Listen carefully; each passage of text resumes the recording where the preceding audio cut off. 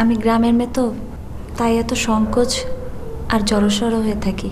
যাকে বলার দরকার তাকে না বলে আপনাকে বলছি। আমাকে না বললে কাকে বলতে? আমার বাবা মাকে। তাহলে বলনি কেন? বাবার পায়ের শব্দে আমার বুক ধড়ফড় করে, আর মার চোখের দিকে তাকালেই দেখি আমার জম। এত ভয় পাও বাবা মাকে? কেন জানি না, ছোটবেলা থেকেই। তবে যতটা ভয় পাই তার চেয়ে অনেক বেশি ভালোবাসি। ওনারা বাসেন না? হ্যাঁ বাসেন, আমার চেয়ে অনেক বেশি। তাহলে সমস্যা কোথায়? সমস্যা আমার মধ্যে। আমার এত সংকোচ, আমি নিজেকে প্রকাশ করতে পারি না আপন মানুষের কাছে। তাহলে আমার কাছে প্রকাশ করছো কিভাবে? আপনি তো আপন কেউ না।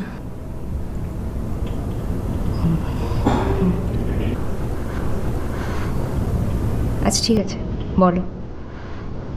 ও, আপনি জুবাইর ভাইকে বিয়ে করে ফেলুন। আমার বাবা মা এত ভালো পাত্র হাতছাড়া করতে চান না। আর জুবাইর ভাইয়ের আব্বা আম্মা আমাকে খুব পছন্দ করে ফেলেছে। এখন বুঝতে পারছেন আমার কি সমস্যা? আমি আমার পড়াশোনা শেষ না করে বিয়ে করতে চাই না। আমি আমার পরিচয়ে বড় হতে চাই। আপনি আমাকে এতটুকু সাহায্য করবেন না?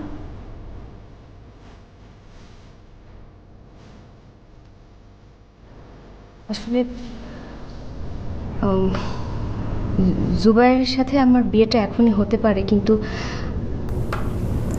আমি চাই যে আমাদের বিয়েটা দুই পরিবারের সম্মতিতে হোক, কারণ বিয়েটা একটা সামাজিক বন্ধন। আমি আপনার মুখ থেকে হ্যাঁ না শুনে বাড়ি ফিরে যাব না। আমি জড়সড় হয়ে থাকি আপন মানুষের কাছে, কিন্তু দূরের মানুষের কাছে না। এই শহর আমার কাছে অচেনা। আপনি অনেক দূরের মানুষ।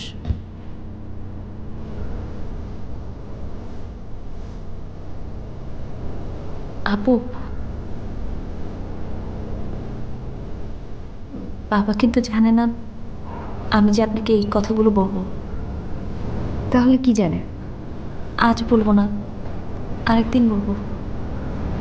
তুমি তুমি আবার আসবে? আসবো না? এই বিয়ে ভাঙার জন্য আমার যতবার আসা দরকার আমি ততবারই আসবো। ও, তুমি চা খাবে, কফি? খেতে পারি না, আমার মুখ পুড়ে যায়। ওকে, আইসক্রিম? হাঁচি, হাঁচির সমস্যা, আমার ঠান্ডা লেগে যায়।